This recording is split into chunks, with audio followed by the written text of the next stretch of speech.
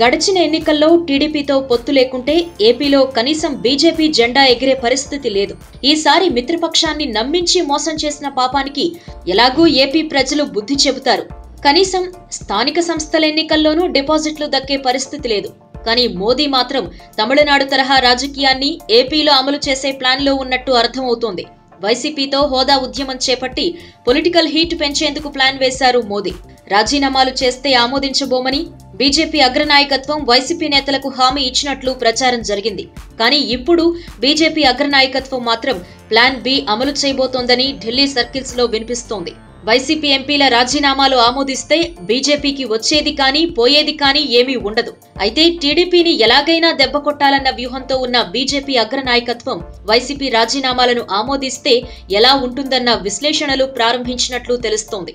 ఇప్పటికే ఏపీ బాధ్యతలు తీసుకున్న రామ్ మాధవ్ ఈ విషయంలో విభిన్న కోణాల్లో నివేదికలు తయారు చేస్తున్నారు.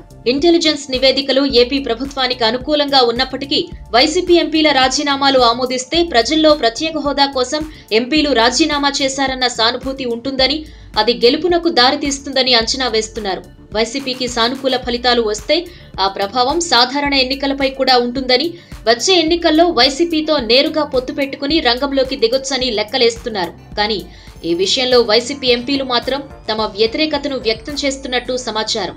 రాజీనామాలు ఆమోదించబోమని చెప్పినందునే ఈ వ్యూహం అమలు చేస్తున్నామని, ఇప్పుడు ఆమోదిస్తే తమకు అన్ని విధాలా ఇబ్బందులొస్తాయని వారు బీజేపీ అగ్రనేతలకు చెబుతున్నట్లు తెలుస్తోంది. కానీ బీజేపీ నేతలు వారి రాజకీయ ప్రయోజనాలు చూసుకుంటారు కానీ వైసీపీ పరిస్థితి పరిగణలోకి తీసుకునే అవకాశం లేదు. రాజీనామాలు ఆమోదించి ఉప ఎన్నికలు జరిగితే వైసీపీ సిట్టింగ్ సీట్లను టీడీపీ గెలుచుకుంటే మోదీకి బలమైన నేతగా చంద్రబాబు అవతరిస్తారని ఇప్పటికే బీజేపీలోని కొన్ని వర్గాలు లెక్కలేశాయి.